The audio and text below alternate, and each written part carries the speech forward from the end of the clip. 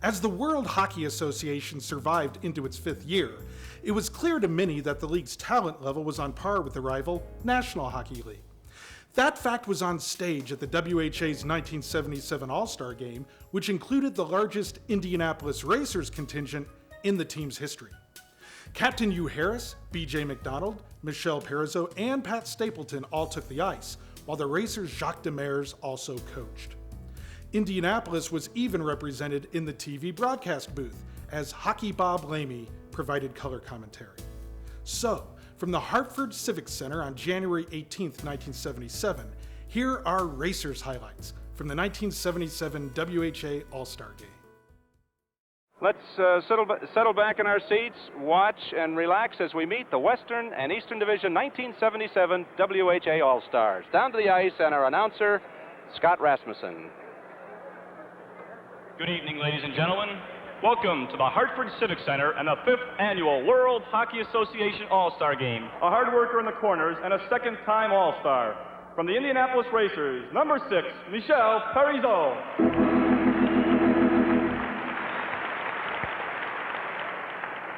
A 5-year Major League veteran, among the league's top 10 scorers all season. The captain of the Indianapolis Racers, number 7, Hugh Harris. Another of professional hockey's all-time great defensemen, playing in his 4th WHA All-Star Game. From the Indianapolis Racers, number 12, Pat Stapleton.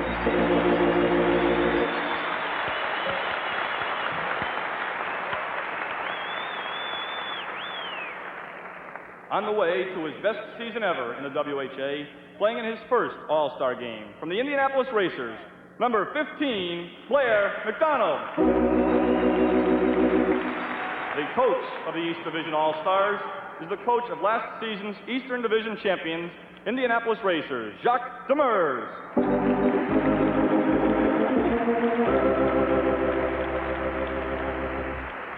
Ladies and gentlemen, your 1977 World Hockey Association East Division All-Stars.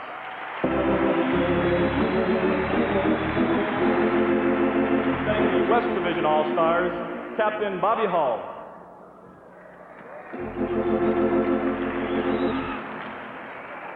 And representing the East Division All-Stars, Captain Pat Stapleton.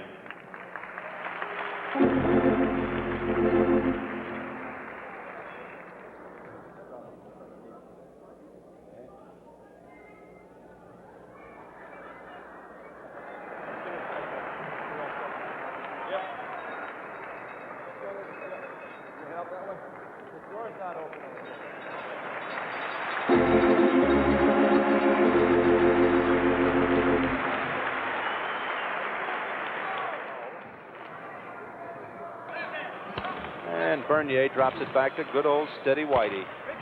He never seems to break a sweat in the game, Bob. You see him play all the 80 games with the Indianapolis Racers. Many times 45, 50 minutes a game. Gordie Howe out on the ice for his first appearance. A shot from the right point by Norris goes high in the crowd, and we'll have a face-off. Paul Popeil out there from the Houston Aeros, along with Gordie Howe.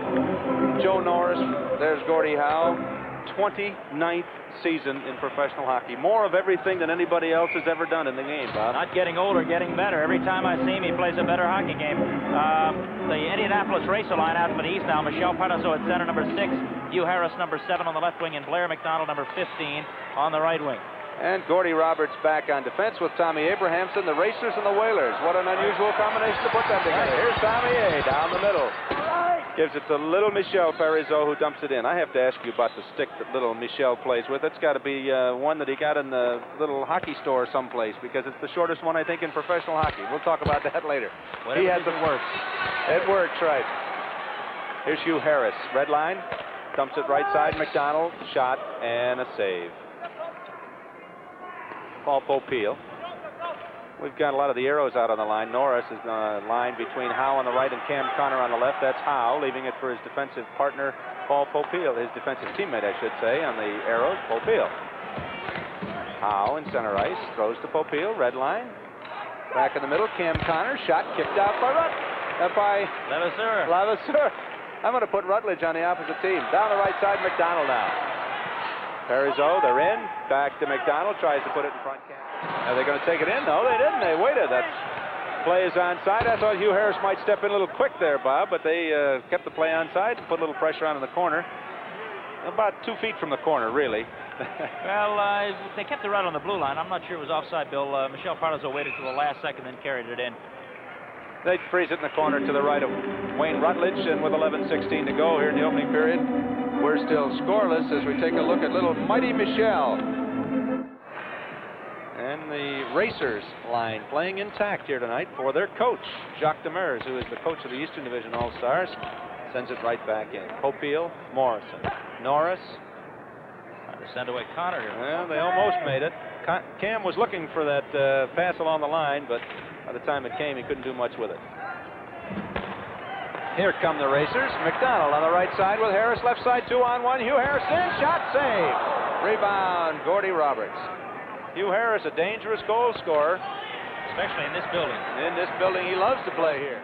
Down in the east zone next to Rutledge. Here's How valuable was Pat Stapleton? He blocked a shot with a stick there, and then also blocked one with his glove. I know you remember a game right here in this building last year in the playoffs where he took one out of the net that was going in that saved the Indianapolis Racers in that particular hockey game. Pat will stop him with as much finesse as the goaltender. And he's just a little fella, 5 feet 8 inches tall, but he plays like he's about 9 feet tall. Very strong. Good play by Hugh Harris. Broke up a potential shot. Looks around with a big smile. Hugh came to have a lot of fun and enjoy the game, and he's got the puck on his stick right now. Tries to go to John Hughes, has to go back and get it himself. Bernier. Ronnie Plum trying to get it out of the zone. Cam Connor battles to keep it in. This is Harris. Well, a lot of pucks hitting skates, and nobody can get anything started. Here's Connor. Inside now. Norris.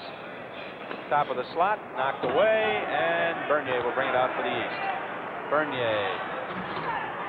Here's Harris, shot way high in the crowd.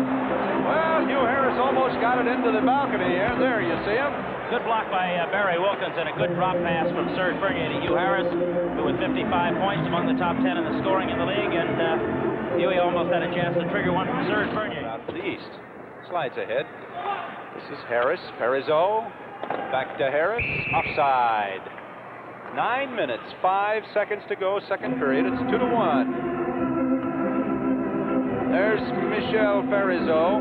I talked a minute ago about, several minutes ago, about his little stick. Did you ever measure it? Really, it is about the smallest that we've seen. We talked about it, and there you get a good chance. Looks like he's broken the end of it on top of everything else. Yeah, Mike plays. Does he feel there's a reason for that? Is it just his style? That's just his style. It's a stick that feels comfortable. All the guys have to have one that feels comfortable, and Mike likes that particular one. It works well for him. Sure does. He's an exciting young player to watch. Here's another one from Indianapolis. McDonald. Shot. Joe Daly was fooled on that one for a moment. Pull away. Blair McDonald. Ahead to Hugh Harris. He bangs his stick on the ice. He didn't mean that. This one's going to be icing. Whoops. Some of the people didn't like that one. Exactly a minute and a half to go in the hockey game. 1 minute, 30 seconds to go in the 5th annual World Hockey Association All-Star Game from the Hartford Civic Center. East All-Stars leading 4-2. The scoring went this way early in the period, midway in the first period. Tremblay for the... There's the announcement. Left side, and it's out front for Blair McDonald. Save, Joe Daly.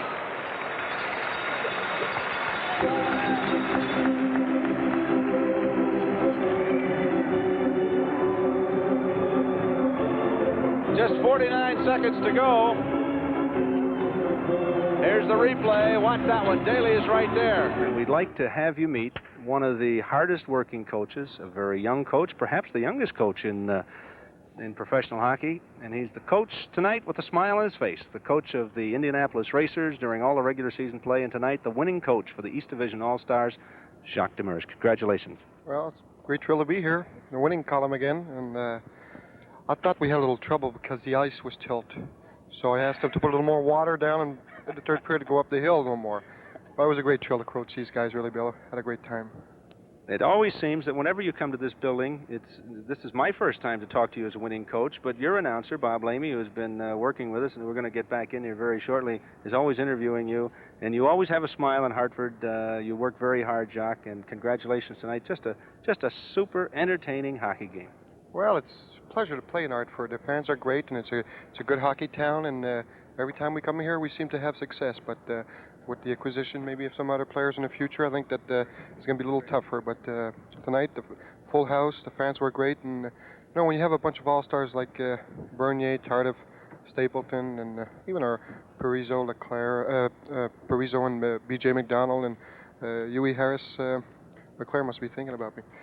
We have a good time, you know, and tonight playing against Gordie Howe and Bobby Hall, the great athletes, and it was a great thrill for me. You think you'd win your division if you had that squad playing for 80 games? I stick with my racers all the time. Jock, well said. Congratulations again. We're going to bring in, this is an Indianapolis night now, we're going to bring in Bob Lamy. We've just about run out of time. Congratulations to you. Look forward to seeing you again. You won't be back here again till Saturday night, but that time it'll be with the Indianapolis Racers. Congratulations again. Pleasure. Thank you, Bill. Jacques Demers, the coach of the successful East Division All-Stars. And Bob Lamy is back with us. I don't think that the bunting really is any different, Bob. I guess it's the anticipation, the excitement that each and every individual builds into his own mind. I look forward to it. It was just a great evening. Yeah, Bill, I think that's the key. The fans came here. They got a great show. They got a great game. The goaltending was excellent. There were 6 goals scored in the game, the East getting 4 of them. There was good, solid defensive play. The fans just were super here tonight, and boy, I was happy to see George or somebody from the Whalers score, because that's always great when a hometown guy gets a goal or makes a big play. And Tommy Abrahamson made a couple of big plays. Gordie Roberts stopped a 3-on-1 break. So the Whaler fans had to be very, very happy here. I think the key, though, was the goaltending. Louis Levasseur, John Garrett, they were just outstanding. And there was some talk around that maybe one or both of them shouldn't have been on the team, and maybe people didn't know what they were doing. And I have a sneaky suspicion that Louis and John got together and said, you want to bet we're not supposed to be here? And we'll just show you. Joe Daly didn't play that badly. A couple of the goals scored on him, no one in the world could have stopped. And the starting goaltender, Wayne Rutledge, was just great for the West, too. So you got to see Gordie. He didn't score, but he did an awful lot of things. There will be a lot of folks go home with bruises tomorrow, and they'll be able to tell you Gordie was here tonight. Excellent hockey game. The 2 young defensemen from Cincinnati, Ron Plum, John Hughes, played very, very well together. You know, Pat Stapleton and J.C. Trombley, it's almost like putting 2 bookends together. You know they're going to play well. Gordie Roberts, Tommy Abrahamson came up big. Tommy hasn't played all that much, as you well know, Bill, and maybe he was struggling a little bit, but boy, did he put on a show here tonight. But I was really happy to see Plum and John Hughes, who have been overlooked, both of them, from Cincinnati, play as well as they did. Jock, I'm sure, has said something, but Huey Harris, Blair McDonald, and Michel Parizeau did not score tonight, but did a good job defensively, and Michel had the breakaway, and I'm sure I'll hear about that on the plane back. It was all the goaltender's fault. But whatever happened, it was a great hockey game here, and I really enjoyed it. Boy, you know, I'm glad we didn't have to go overtime, because we'd have had to put on another Louis Levasseur show, and I don't know if I could handle it. Bob, we've talked about Houston, about Indianapolis, about Cincinnati, about the teams in Canada. Everywhere you go, all the WHA cities, they all have their stars. Their stars were all here tonight. We might not have mentioned each of the stars in the same light because of the circumstances of who scored, who did the goaltending, and so on. But no matter where they were from, they're the best in the league, and they were here tonight, and they came proudly, and I thought they performed proudly. I think they did the league justice tonight. This was a heck of an all-star game, better than most you're going to see no matter what the league is, and just super play on both ends. And you're right, maybe we didn't mention some of the guys as much as we should have, but everybody contributed here tonight, and everybody did a good job. Richie Leduc, Dennis Sobchuk, he had a couple of big shots tonight, and Dennis, I think characterizing Dennis Sobchuk, went up to Jacques Demers yesterday, shook his hand, and said, "Thanks, Coach. I really appreciate this, and I'll work for you tomorrow night." And he did, and that's all a coach can ask for. And Jacques told me, he says, you know, go out and have fun. These guys had fun and played a heck of a hockey game, too. Well, Robert, it's all over now. Now we have to go back to work, and you, as I said to your coach, you won't be back until Saturday night. We look forward to seeing you again then. From the New England Whalers' point of view, they would like it if you would let them win once this year. It'll be a great, great game, and I have to say to you, personally, I enjoyed working with you very, very much, as always, and we look forward to seeing you again. And we'll be at the 6th game in Houston, and I'm sure you'll be there. Yeah, we'll be arguing again, just like always. It was a thrill for me, and thanks, Bill. Okay, Bob Lamy from the Indianapolis Racers.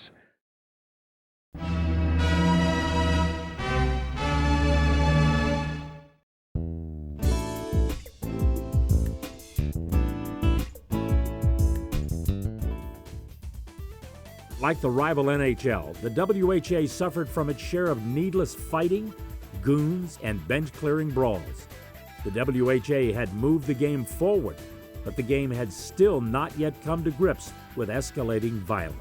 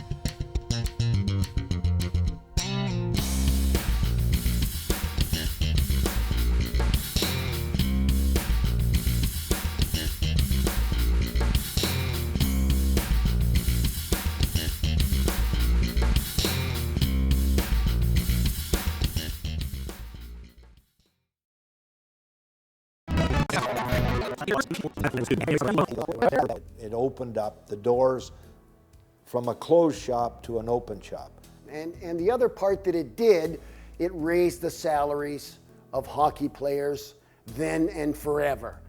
You know, because the owners were paying them very little at the time. There was no competition. You couldn't go to another team. I mean, players' salaries doubled and tripled, and it was incredible. I was drafted by the Los Angeles Sharks, and you know, I really didn't want to leave Pittsburgh because I thought I might lose an opportunity to play in the NHL.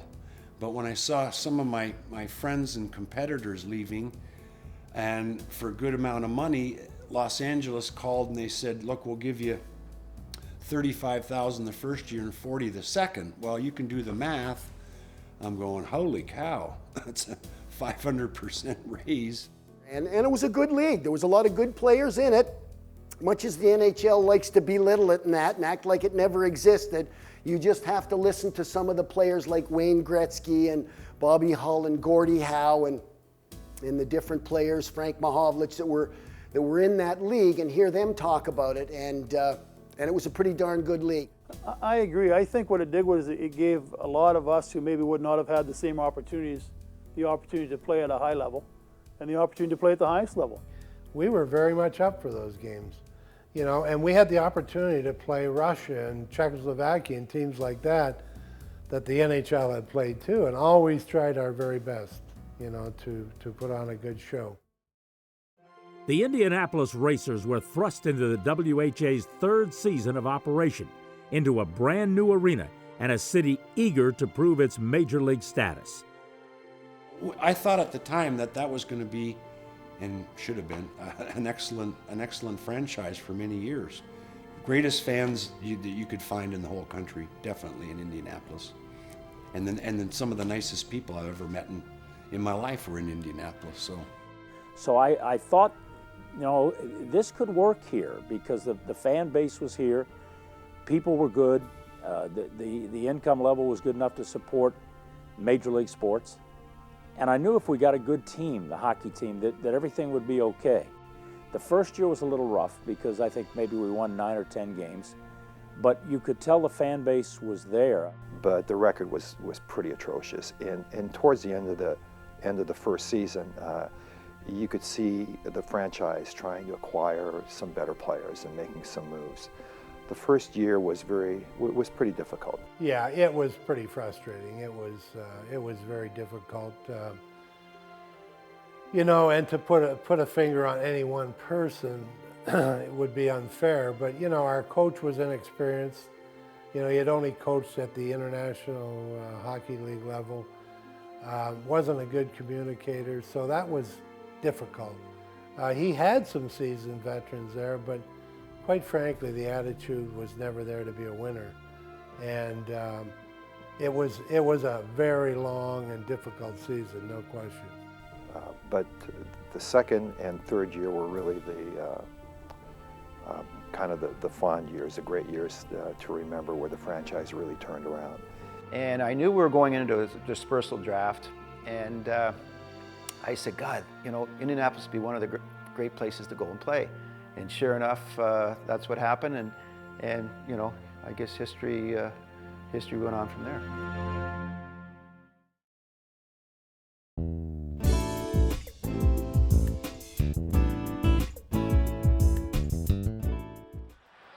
Two major personalities in the Racers' second season helped to turn Indianapolis from the expansion team fodder into a credible contender.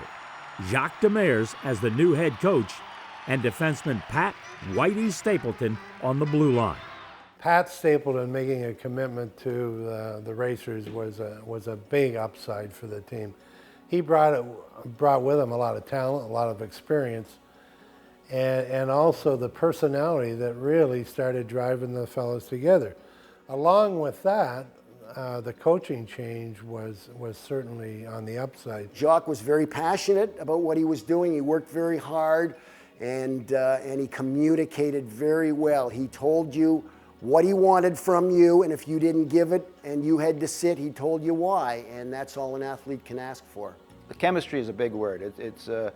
And it means so much. And I think we had a lot of characters on the team. We had youth, we had older guys, and but everybody, Jocko just made everything come together as one big happy family. Pat Stapleton gave leadership, no question.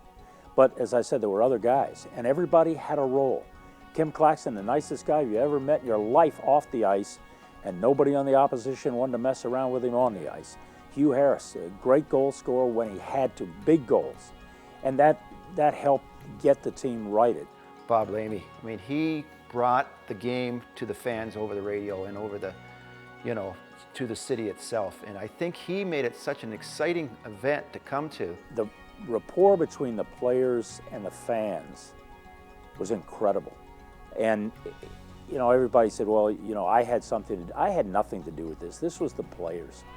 The guys came in, the Kenny Blocks, the Hugh Harrises, the Bob Sosinskis, all of the guys spent time with the fans and made sure the fans knew that the players appreciated them spending money and coming to the games. And I think that was what built the fan base, it's what built the rapport. And you know, we were doing pretty well attendance-wise there for a couple of years.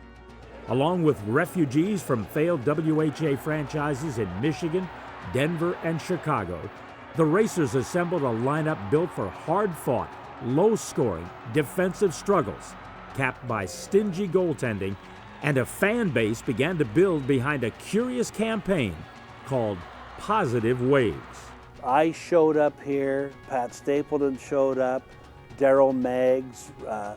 We had teams around the league that were folding, and we got some of their players. So from the start of the season to the end of the season, it was a total different team. So the position of starting in last place, yes, we were in last place, but we weren't a last place team. Well, you know, it was kind of magical. You know, and Huey Harris probably take credit for this, but he started the slogan of positive waves. And we actually had a mascot called Moriarty and had banners on the walls, and we had a penny lady that was praying for us, and it was just a special time. You know, there was Huey with his Moriarty and his positive waves, and you know, the Dick Denny's and the Dave Overpecks and the Chet Kopicks and who am I forgetting, the Lamies, all of them, Craig Roberts, were all part of that growth. They all got caught up and swept up in that enthusiasm of that team or with that moment in time. Positive Waves deal was we said that we were going to go do something.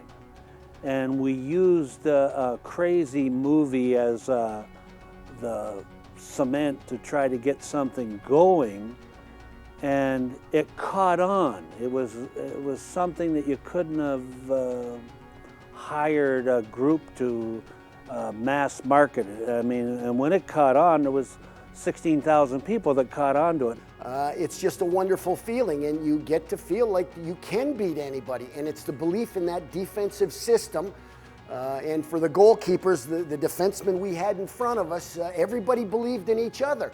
And they believed that if we worked hard defensively, we could, throughout the lineup, manage to score a few goals and win the hockey game. So it was, of course, Huey Harris's positive waves, and it was a mantra for us. And when you talk like that in the dressing room, and that's the attitude of your hockey team, it rubs off, and you believe it, and you play like it.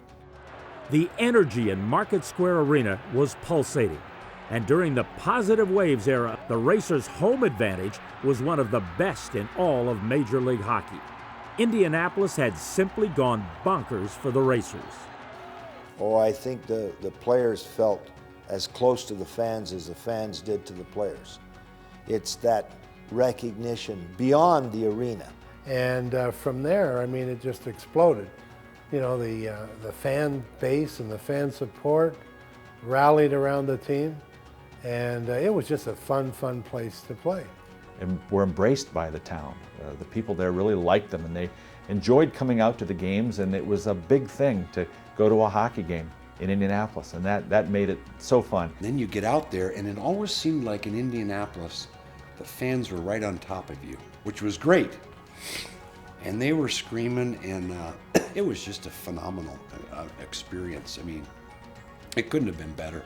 But with 6 weeks to go in the 1975-76 season, Indianapolis still remained in the basement of the WHA's Eastern Division. Then the magic happened. The Racers were not only desperate and determined, they became unbeatable. The Racers are in first place!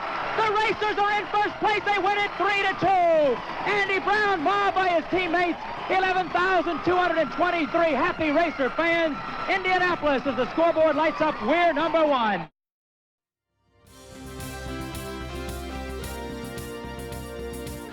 I mean, I was in awe with him. You know, him walking in, and all of a sudden, you know, it's Davey Keon. But you had to get over that. He just wanted to be one of the boys and to help the team in any way he could. So he was a tremendous addition to our team. They lost just 4 games over the last 20, and on April 6, 1976, the Indianapolis Racers were crowned WHA Eastern Division champions. And I'll always remember this when we clinched the championship. We were coming home from Hartford that day, and everybody at the airport, there was thousands and thousands of people. And when we come off that plane and walking down through the terminal, I mean, it was just mind-boggling that what we seen. And now they'd taste the playoffs for the first time, and a Game 7 showdown with the New England Whalers. And so this was an opportunity to be relished and to enjoy, and the people in Indianapolis were so enthusiastic and so loud, and it was such a fantastic place to play that we fed off them. And so it was phenomenal, and the guys were great. In the results, it's such a minor variance. It's a tick here, a tick there, a shot here, a shot there. a call here, a non-call. That's what makes the game so great in Game 7s. I'm sure I felt the same way. I said, this is our game. There's no doubt it's our game. And as you proceed through the game, the scoreboard starts to tell you something else, right? And there's no chance to win in the third period, and very few people left. Everybody stayed, everybody cheered the Racers to the locker room. Doesn't happen very often. I don't care what sport you're involved in. Yet, when I look back at it, you know, the pressure was on us. The home team had the pressure. We were trying to perform for those 16,000. Plus, we got off to a little slow start, and it just mushroomed from there. Probably the most disappointing hockey game that I was ever involved in. But the community rallied behind us, as you say. You know, I think we got together with the community a number of times after this season was over for us, and you knew that, you know, hockey in Indianapolis should be to stay.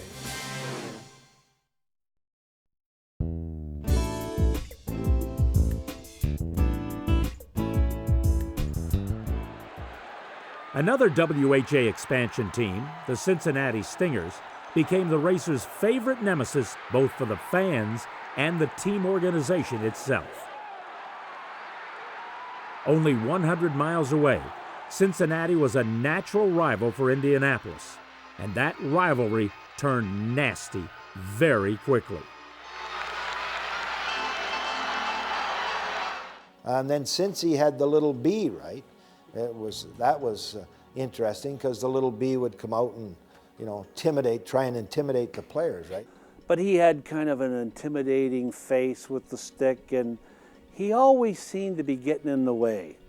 And I'll never forget it, Andy Brown skated out onto the ice, and this kid got in his way, and Andy Brown hit him with that big goal stick and knocked the kid down on the ice, and the kid was just howling. Andy's stick just happened to touch him on the shin, I think, and I can remember it was a kids' night, and all the kids thought the bee was dead, right? They dragged him off the ice. And it was so comical for us because he hurt the kid and hit him in the shin, and you know how it is if you got hit in the shin with a big goaltender stick. All the kids were crying that they killed the bumblebee because they had to drag this kid off the ice in his outfit, and the announcer said, "Here comes the Stingers." Well, they were lifting this kid through the door in his big outfit, and he got stuck, and the Stingers couldn't come on the ice. So it caused just all kinds of confusion and everything. But sometime the B in Cincinnati would irritate Clacker. We're talking about Kim Claxton, obviously. And Clacker smacked him and I think ran over him once and knocked him down and slapped him on the rear end a couple of times with a hockey stick. But I don't remember the B ever coming around after that. Another time, I guess a funny time, they had a rabbit in Hartford. Did you never hear about the rabbit that went around and threw candy over, and Clacker hit the rabbit? And, you know, down went the rabbit and the candy all over the place. And Dick Perciviat, the rabbit, was getting up and was yelling at Clacker. And Dick said, "Rabbit, you better get out of here. You won't see Easter," right? Something to that effect. So those are the things that happen on the ice that are very unique. They're part of a team. You know, there's lots of laughs, and there should be out there because it should be fun. Fans from both sides were delighted that the Stingers and Racers were paired as first-round opponents for the 1976-77 WHA playoffs. Cincinnati boasted a high-powered offense and a home ice series advantage. The Racers, they were hoping their veteran experience would tip the scales their way.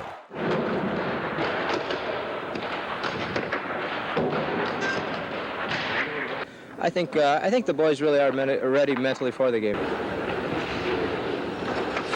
I've opened it all year, Tom, and I have no objection to our fans to see the players practice, but right now it means so much to us as a team. It means a lot to our fans that we go as far as possible, and I want the players to think only one thing right now: it's hockey. It's so important right now.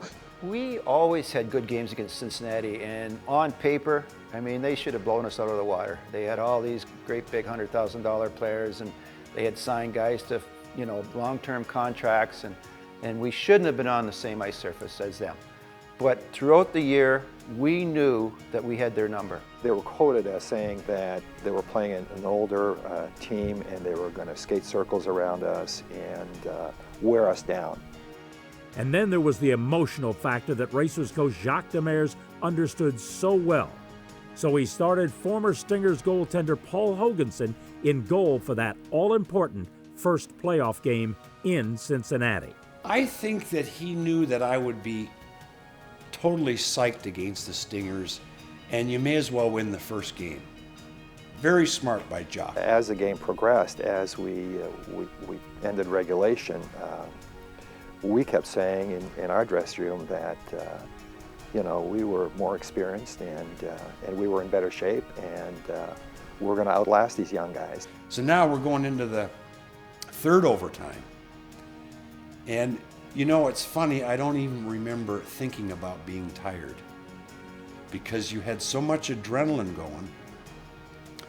I mean, we could have played all night and the tired factor would not have come into play, to me. And then we traded a few shots here and there, and then I think it was about the 8 or 9 minute mark or something. All I remember was there was a scramble down the other end. He sees it up, takes the shot wide. He got scored! He got scored! Racers win it! Racers win it in overtime! He got! Racers win 4-3! And a red light came on. I mean, you talk about winning the lottery, that's about, there was so much relief, it was unbelievable. And then Gene Peacock finally scored the winner, and you know, it just, they were defeated, and we felt like we could go out and play more.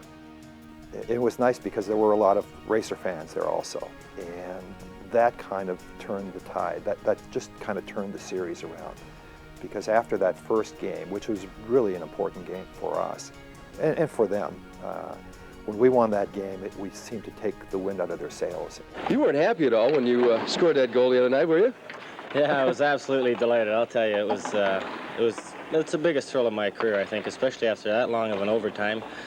And to come up with a win in Cincinnati was big, too. The further we went, the more sickening it would have been if they had scored, to put it bluntly. So, you know, you just had to keep pushing yourself and pushing yourself. And like I said, if we had lost in the third overtime period, it would have been pretty disheartening. And I expect Tuesday night will be just as good a hockey game as it was Saturday night. There might be a little more pressure on them now, maybe that they're a little bit younger, maybe, you know, we'll just see how they react under the pressure. We've got a lot of fellows who have been through situations like this. Feeds it through, deflected wide, it goes to Perozo behind the net. He's got Reg Thomas all alone, he could be good! Reggie Thomas makes it 7-1! That's electric. That's electric. That building was electric.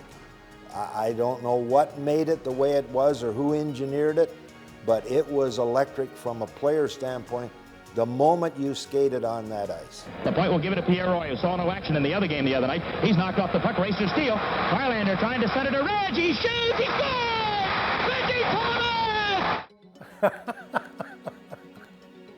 And that's true. He did do that, and probably that inspired me as much as anything, that Jacku Demers said. He said, you know, you got to show this guy.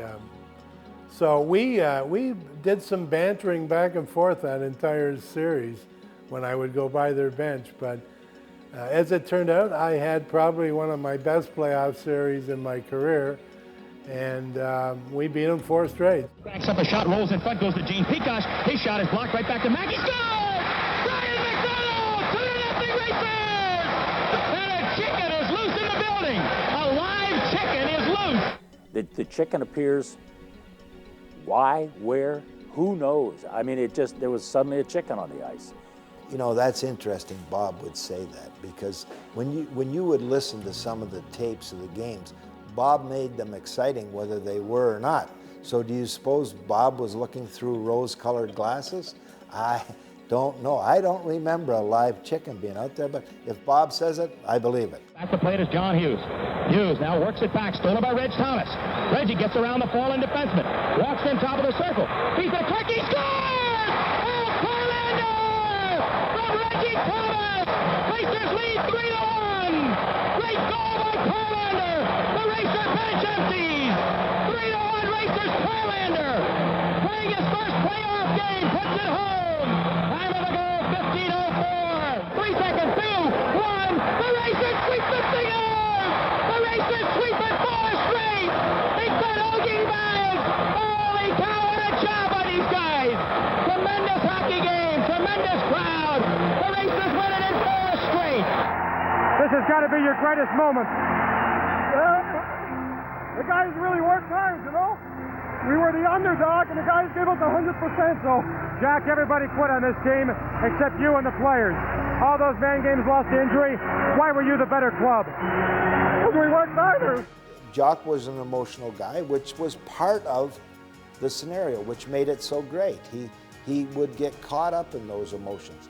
I mean, I've never had a feeling like that in hockey in all my life. And, you know, it was just one series, but it was so important, and it was especially important for those Racer fans. I mean, it was, you know, the big rivalry, and we clean sweep them after we shouldn't even have beat them. That's what was phenomenal about that. And those fans were just rabid fans. I mean, tremendous.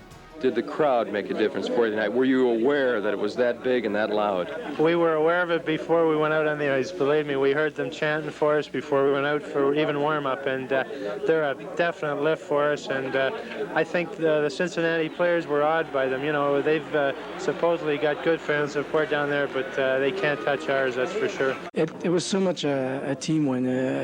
The whole series. This whole week is probably the most perfect week the Racers ever had. A tough series. Cincinnati was a good hockey club, and playing those guys the way the team did and winning the series was great for the city. I mean, we got to play Quebec. That wasn't fun, but Cincinnati was. We took on Quebec, and what I remember is exactly what you said. They were a very high-scoring, talented team, but they were a lot more disciplined, and they had a lot of experience on the blue line.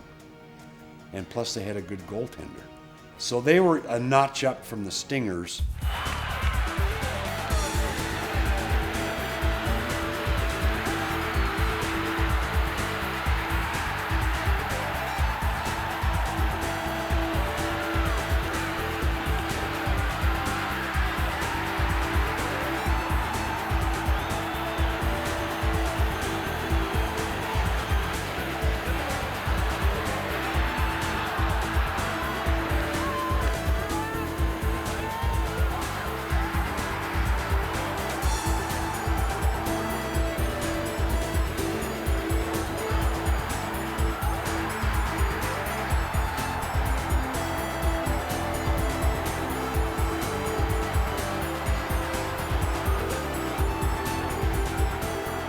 When you're down 3 games to nothing, it'd be easy just to go out there and say, well, it's all over with. But the way the guys played tonight was, you think it was the 7th game in the playoffs or something.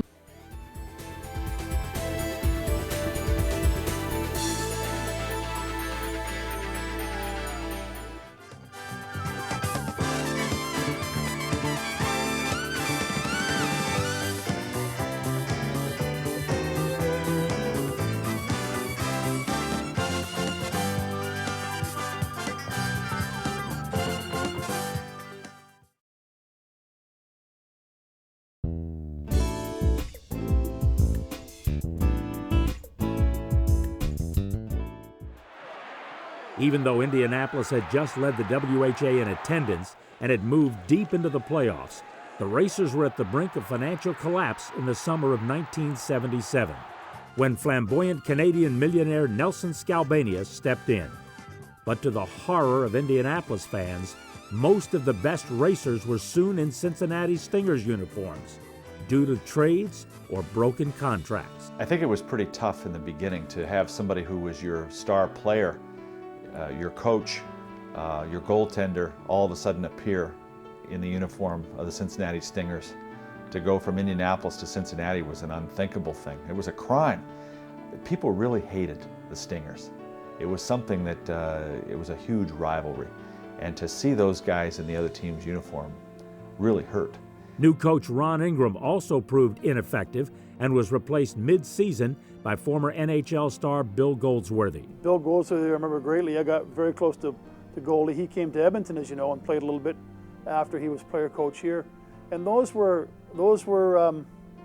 guys that were, you know, they were at the end of their careers and they just wanted to play some more and have some fun. And I think that they were all put in tough situations. They were expected to do things that they really maybe weren't capable of doing at that time in their careers. I'm sure for the fans it was not very good because all their old favorites ended up getting traded away, a lot of them to Cincinnati, and players brought in that were not happy to be coming, were not interested in being there, and it showed. The Racers stumbled through the 1977-1978 season, almost as if it were an expansion team once again. But at least they existed.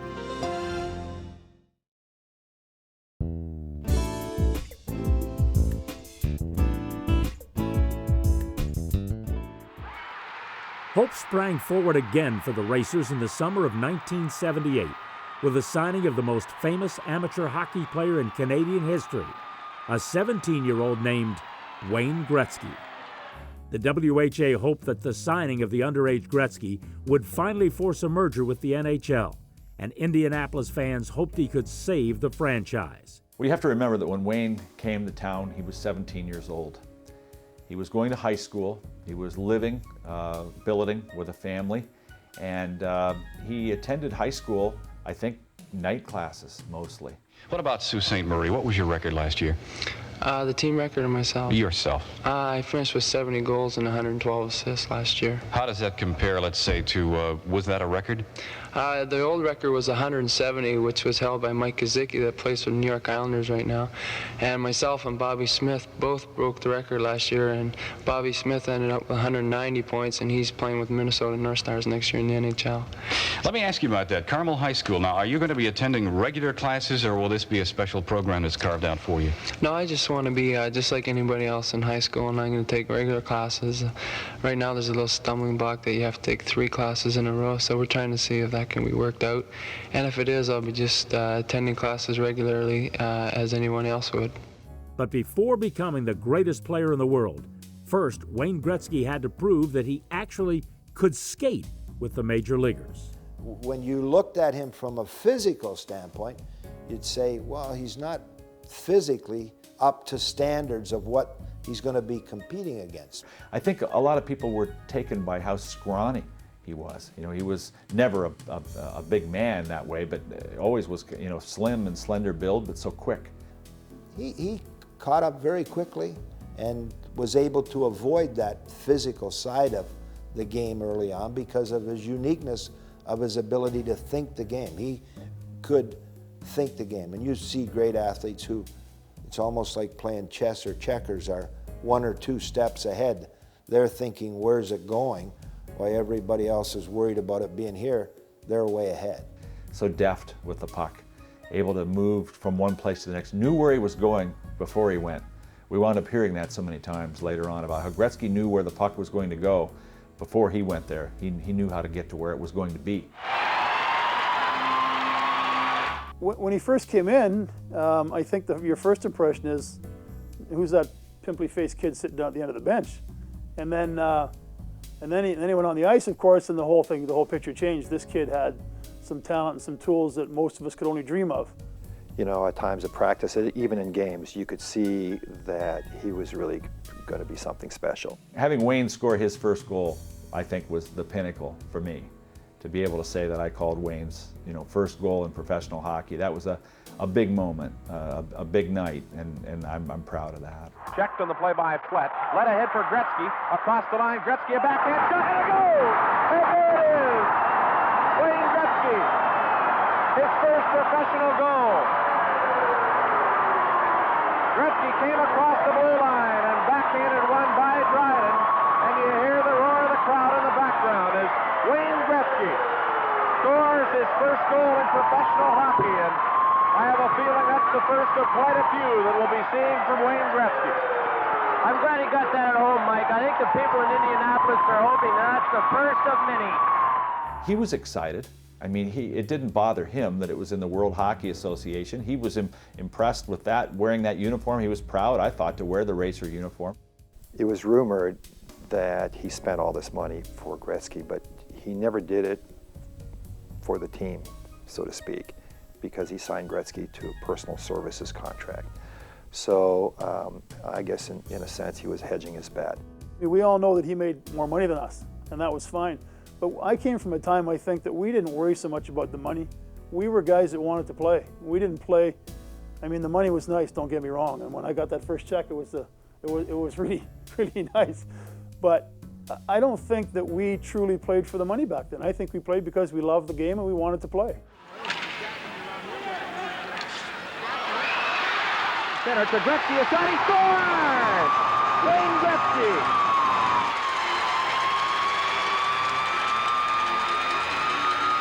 I would have to say his parents did a fine job. He is a first-class citizen from start to finish. He just, I could never find anything negative about him, and I don't think anybody ever will. Superstar-to-be Wayne Gretzky started slowly, and the Racers fell immediately to the basement of the standings. Absentee owner Nelson Scalbania quickly sold Gretzky, star goaltender Eddie Meal, and forward Peter Driscoll to a team he still had interest in, the Edmonton Oilers. We had just had, probably a week or 10 days before that, Nelson Scalbania had a team meeting with all of us in the Columbia House downtown here on the Circle, and had assured us that this team was going to operate throughout the year, that they would do whatever they needed to do to make it right, and that not to worry about anything. And a week later we got called and we were gone. Nelson has made a statement that he's going to sell or trade or do what he has to keep hockey in Indianapolis, and unfortunately for us that are remaining, he did sell Peter Driscoll, Wayne Gretzky, and Eddie Meal to the Edmonton Oilers. What's your reaction, Pat, as coach and general manager? What troops do you have left at this point, and what's your attitude about what's been done today? Well, it's like I told my players. I said it's it's like a death in the family, but you wake up tomorrow and you come to realize that life continues and you must continue on. It's in this dark hour that another promising 17-year-old would wear a Racers jersey. In November 1978, future Hall of Famer Mark Messier started his career in Major League Hockey with a 5-game tryout with the Indianapolis Racers. Mark Messier was a hard-working young hockey player, the same as Wayne, and he was fitting in. He fit in with the guys. They didn't look at his age. They looked at him pulling on a sweater, and he was part of them. And away he went, right? He was another young player, bigger, a little physically bigger than Wayne, but just a young guy that played junior hockey, actually I think even junior B hockey out of Alberta. And the first full year after he left here, after the team folded, Mark ended up going to Cincinnati, finishing the year. And his first full year, he only scored 1 goal. And he's in the NHL Hall of Fame now, so that goes to show you. When you think of Indianapolis and think those two athletes were there, not too bad of building blocks. I guess compared to your lifestyle now, it must be a little bit refreshing to think back in those days in Indiana. Nobody really bothered you too much. Well, it was a lot different. I was 17 years old and going to high school, and just like everybody else in the neighborhood, and just the evenings I had to go play professional hockey. But it was different. It's different for me now than it was back then, but I enjoyed it very much down there.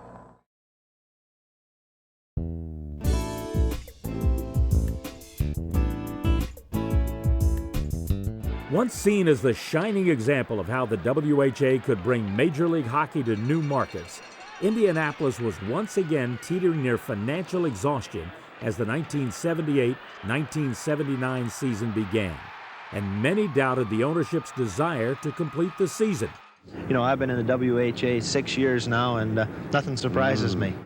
And I actually, probably overestimated my skills to think I could make a difference coming back to Indianapolis. It's practice as usual for the Racers and Coach Pat Stapleton of the Fairgrounds Coliseum.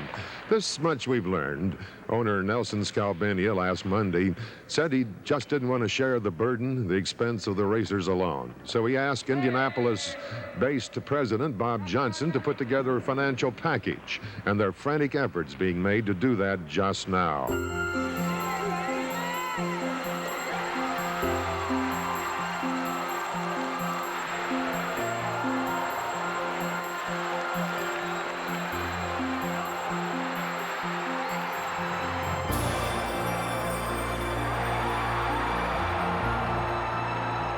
I don't think Nelson ever really understood what Indianapolis was all about. It was an investment for him, and he looked at it as that. He didn't have the heart that the town deserved, I think, really, for it. He had the wallet, but I don't think he really had the heart to understand, what was happening there.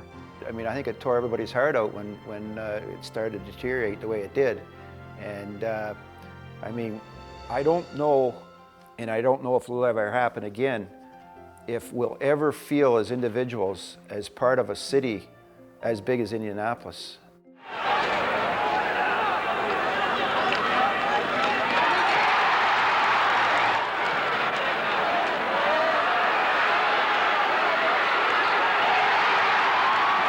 Bring it back to Greg. John Hughes, a drive. He scores!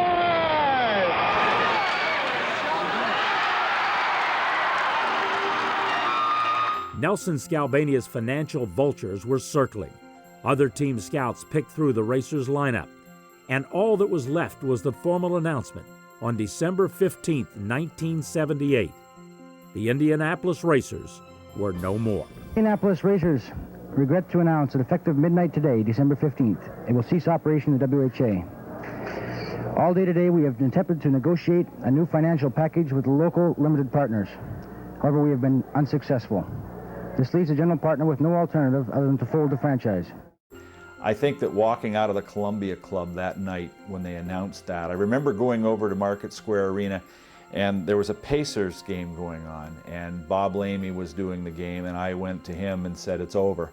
And he said, "I'll let you tell everybody." And he put the headset on me and interviewed me and had me tell about it. And I don't remember what I even said because I was so shocked and so stunned. It was like a death in the family, to lose hockey in the community like that. And I think that a lot of people felt that way. Ironically, I always believed that there was going to be a knight in shining armor that would save the team. I didn't until the very last moment when they said the team is folding as of midnight. I always thought that someone would come forward and help the team out. And unfortunately, that didn't happen. Everybody was disappointed. I think, you can still look back at it this day, and we're still disappointed. I never dreamed that he would sell Wayne Gretzky. I never believed that he would fold the team, in mid-season either. And when that happened, that hurt me very deeply.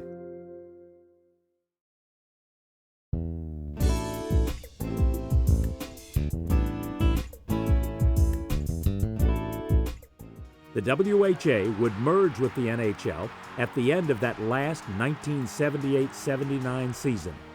Wayne Gretzky and Mark Messier would win Stanley Cups in Edmonton, and Indianapolis was left without Major League Hockey. But a special bond between the city and its racers endured, just as the memories of teammates for each other cannot fade. For those of us who were there in the 70s, it's very important to remember. It's important for a lot of standpoint. There are people who grew up, figuratively and literally, around the Indianapolis Racers. They learned what sports was, following a hockey team that wasn't very good, and then it became pretty good, and then it became very good, and it became a focal point of the city. But it was really special. Huey Harris, he was a character. He was a bit of a wild man. He didn't mind speaking his mind, and that's good in a team, He kept people honest, he kept people up, and certainly once we got things rolling, he was a main part of the positive attitude that we had on that team. Bob Szynski was a very good friend of mine. We had Reggie Thomas and was a close teammate. We had René Leclerc, who was sort of a flying Frenchman. He had the hair and the turtlenecks and everything. And René and I went back to the time we were 14 years old as kids, back when he only spoke French. Really, the basis of how I called the games and the roots of how I called play-by-play were formed, in what I thought were big league buildings in Indianapolis and Houston and Hartford and Winnipeg and Edmonton and places like that were big stops for me. Things like the trip from from Edmonton to Calgary in an ice fog, and we couldn't fly. I had to take a bus, and guys making a fire in the middle of the bus with the old newspapers, and stopping at a gas station in Red Deer and eating Hershey bars and grape soda for a pregame meal. You'll never have a goaltender as competitive, I think, as Andy Brown. He was tough, he was driving the guys hard, and he was behind you 100%. Andy, you know, was the last goaltender not to wear a mask, and he was a tough guy. Kenny Block, steady, interesting guy. Again, another asset to Indianapolis. Was a good teammate, always willing to sacrifice for the team. How do you get anything better than that? Daryl Maggs was so funny. I mean, there were so many funny things that people like that did that came to the team, and it was a team that was pretty loose. Admiral Dewey, I think, was Daryl Maggs' dog. He would run around and pick pucks up and stuff. He loved it. He loved it. He could hit the brakes far enough from the wall that he didn't run into it or anything like that. He was great. He loved it. I think that might have been the second longest game in history, because the longest one was that one in Montreal, 1936, and up until that one the other night, I think the game we played in... Everywhere, except road trips. I don't think Admiral made the road trips. But then again, Daryl was another personality and a unique guy in his own way, you know, but a good team player too. And he was so calm, so stabilizing back there with Kim Claxon. Took control of the game. It was fun to watch him. Playing with Kim was special. He was a special player. He brought a special part to the team, you know, which maybe a lot of people didn't see. They saw his ability to provide that intimidation factor of the fighting, but he was a special player. He contributed in more ways than people could appreciate. BJ was absolutely outstanding from the moment that he joined the team. He was a hard-working right winger that was also very good with his hands and scored a lot of goals, and went on to have some tremendous years with Edmonton playing with Gretzky. Because we thought he was kind of funny and a bit goofy at times. You know, he wasn't a general that you looked up at and thought, you know, I better play good for this guy. He was funny, and then he had his French accent going. And a lot of the older guys gave him a rough time, just jokingly. Well, it was the best time of my life. There just isn't any question about it. It was fantastic to have the fans there, and that many of them on a nightly basis, and the fact that they wanted my autograph. You know, nobody had before that, and that's just a big thrill for any young hockey player that's aspiring to play at a high level, and best time of my life playing in Indianapolis, just no question about it. Do I think it's important? Absolutely. And it's important because it taught a lot of us that, you know something, if you work hard, do it the right way, good things happen.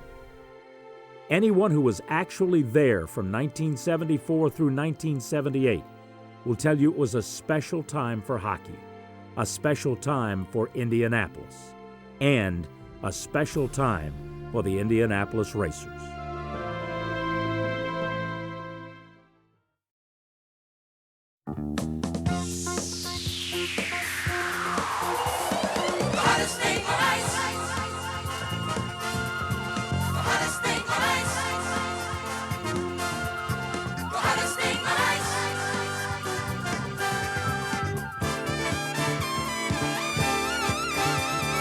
Once you see the racers, we're sure you'll be back again, 'cause the Indianapolis Racers are the hottest thing on ice. The hottest thing on ice. The hottest thing on ice. The hottest thing on ice.